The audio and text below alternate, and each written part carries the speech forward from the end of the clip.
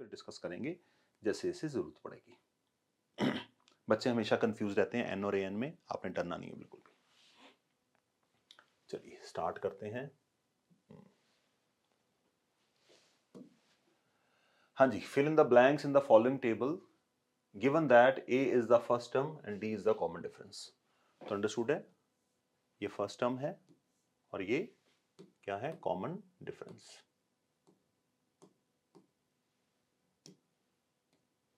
First term और common difference दे रखा है, एन और ए एन, चार बंदे हैं यहाँ पे। तो इसमें से हम इनको सॉल्व करने की समझने की कोशिश करते हैं कैसे कैसे करेंगे। तो फर्स्ट क्वेश्चन में हमसे क्या पूछा गया है, ए गिवन है 7, डी गिवन है 3 और एन गिवन है 8। इसका मतलब एन 8 होने का मतलब क्या है कि उसकी टोटल 8 टर्म्स हैं। ठीक है, अब से हम यही मान के चलेंगे। एन का मतलब नंबर ऑफ टर्म्स कितनी है, 8 है, या लास्ट टर्म जो है वो 8th है, आप ऐसे भी बोल सकते हैं। एन का मतलब नंबर ऑफ टर्म्स 8 है, या इसको और प्रिसाइज भाषा में बोलें तो the last term will be considered as nth term.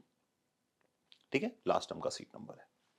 तो हमसे यहाँ पे ए एन निकालना है, तो ए एन निकालने के लिए हम क्या करेंगे बच्चों, A N equals to formula A plus N minus 1 into D. तो यहाँ पे वैल्यू आपके पास है ही है, वो सारी वैल्यूज हम यहाँ पे सब्स्टिट्यूट कर देते हैं। तो ए कितना है 7, एन माइनस 1, डी कितना है बच्चों यहाँ पर 3। इसको सॉल्व करते हैं, 7 3n माइनस 3, 7 माइनस 3 4 और 3n। तो आपके पास जो nth टर्म आई वो 3n प्लस 4 आई। अब यार आप ध्यान से समझिएगा, इसमें बड़ी सीखने वाली बातें हैं। अगर आपको किसी फॉर्मूले में ए और डी पता है, अगर आपने ए और डी सब्स्टिट्यूट कर दिए तो आपकी nth टर्म इस तरह से आएगी। ठीक है, ए एन आ गया। अब ए एन सिर्फ आंसर नहीं है, इसको सीखने की कोशिश करिएगा। ए एन का मतलब ये nth टर्म का जो फॉर्मूला है उसका सिंप्लीफाइड फॉर्मेट आ गया, जिसमें आपको ज्यादा काम नहीं करना, क्योंकि ए एंड डी आप ऑलरेडी कैलकुलेट कर चुके हो। अगर आपको यहां पे फर्स्ट टर्म चाहिए 3n प्लस 4 में से, तो a1 चाहिए, तो आप क्या करेंगे, यहां पर सिर्फ n की वैल्यू पुट करेंगे, n की वैल्यू 1। देखिए कैसे, 3 1 प्लस 4, देखिए फर्स्ट टर्म 7 आई है, यहाँ पे a भी 7 है। तो अगर आपको सेकंड टर्म चाहिए यहाँ पे, तो आपको ज्यादा कुछ मेहनत करने की जरूरत नहीं है। आपने जो nth टर्म निकाली है उसमें n की वैल्यू 2 पुट कर दीजिए, तो ऑटोमेटिकली आपके पास सेकंड टर्म आ जाएगी, क्योंकि a एंड d की कैलकुलेशन आपने ऑलरेडी यहाँ पे इस फर्स्ट एपी के लिए कर दी है। तो देखिए 3 2 6, 6 प्लस 4 10, तो 3 प्लस करके आया, देखो कॉमन डिफरेंस भी कितना है यहाँ पे 3 है। तो इसकी भी आगे कोशिश, बहुत सारे क्वेश्चंस करेंगे, अपने आप समझ आएगी। चलिए आगे बढ़ते हैं, इसका क्या है सेकंड पार्ट। सेकंड पार्ट को अगर समझना है तो पहले चीजों को नोट करते हैं। ए है -18, डी हमें पता नहीं है, और एन है 10, और ए एन दे रखी है 0। अब यहाँ पे बच्चे बहुत कंफ्यूज होते हैं, वो कहते हैं एन 10 है, ए एन 0 है। मैंने आपसे दो बातें बोली थी कि जो एन होता है वो किसको रिप्रेजेंट करता है, सीट नंबर को, और जो ए एन होता है ये किसको रिप्रेजेंट करता है, टर्म को, वैल्यू ऑफ टर्म। लाइकवाइज जैसे A5 है तो 5 उसका सीट नंबर है, और अगर 5 73 है, इसका मतलब हम ये बोलेंगे कि फिफ्थ टर्म 73 है। तो ये जो n है ये सीट नंबर को रिप्रेजेंट करता है, बट ये पूरा an जो है वो टर्म की वैल्यू को रिप्रेजेंट करता है। ठीक है, चलिए करते हैं इसको। तो हमें an दे रखा है, तो an ही हमारा मेन पार निदारा कराएगा।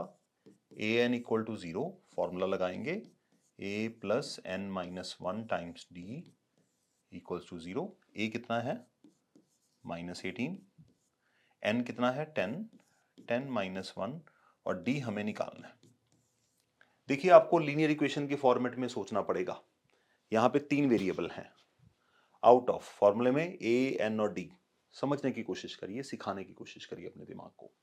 3 वेरिएबल हैं, आपको 2 वेरिएबल दे रखे हैं, आपको 2 वेरिएबल दे रखे, तीसरा वेरिएबल आ जाएगा, कोई चांस ही नहीं है उसमें टेंशन का। तो ए और डी दे रखे थे, एन हमें निकालना है, और सॉरी ए और एन दे रखे हैं, डी हमें निकालना है। तो -18 प्लस 9d इक्वल्स टू 0। तो मैं क्या करता हूं, 18 को उधर ले जाता हूं,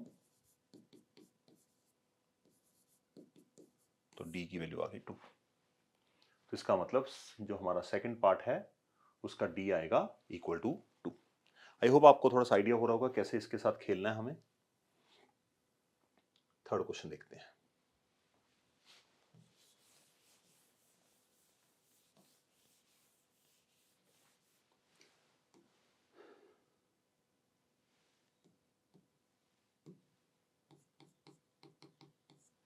थर्ड पार्ट कहता है कि a आपको पता नहीं है फर्स्ट टर्म, और d आपको दे रखा है -3, और देखो 18 क्या है आपके पास, n आपके पास 18 है,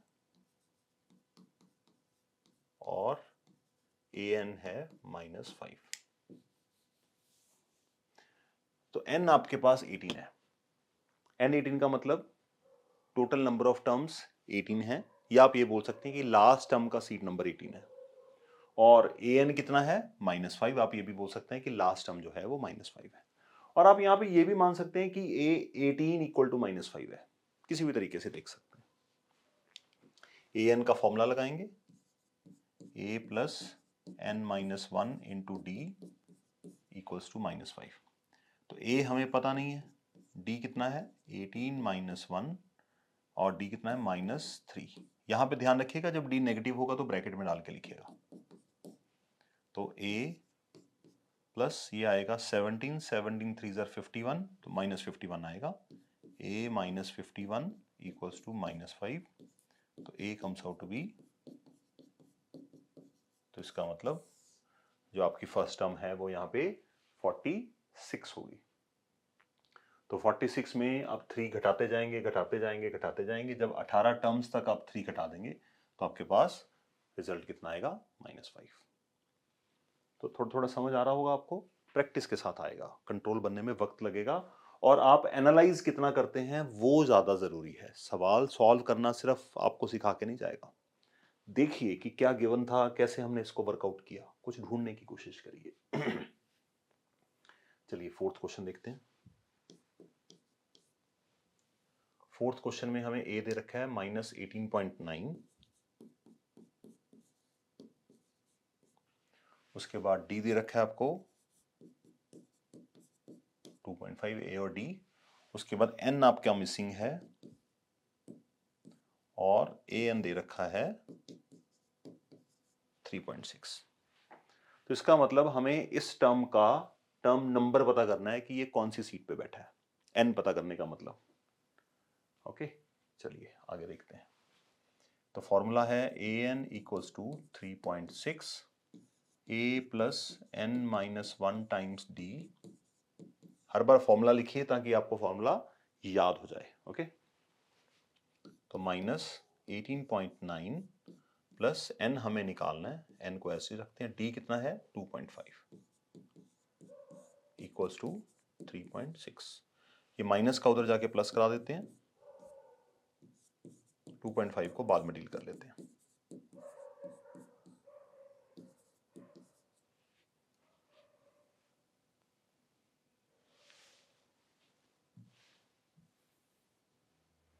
ओके, तो ये प्लस करा दिया उधर, और उसके बाद n-1 इक्वल्स टू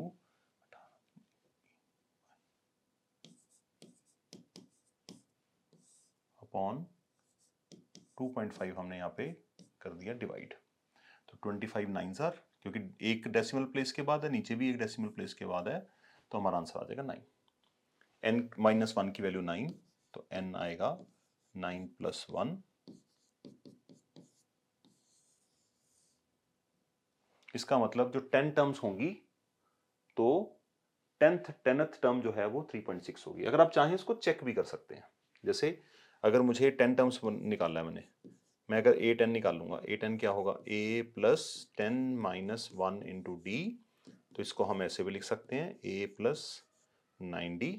तो a है मेरे पास -18.9, 9 टाइम्स 2.5 -18, ये आ गया प्लस 22.5। जब आप इसको सॉल्व करेंगे तो 18, कितना था आंसर हमारे पास, 3.6।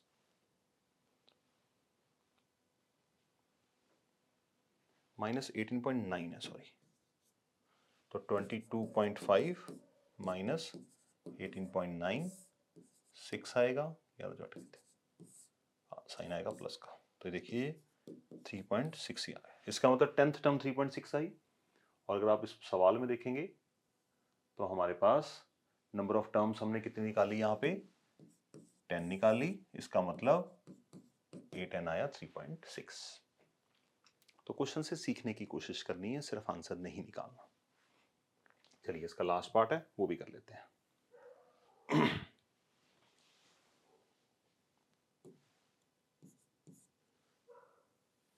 फिफ्थ पार्ट क्या है, a 3.5 है, d 0 है और n है 105। तो हमें an निकालना है।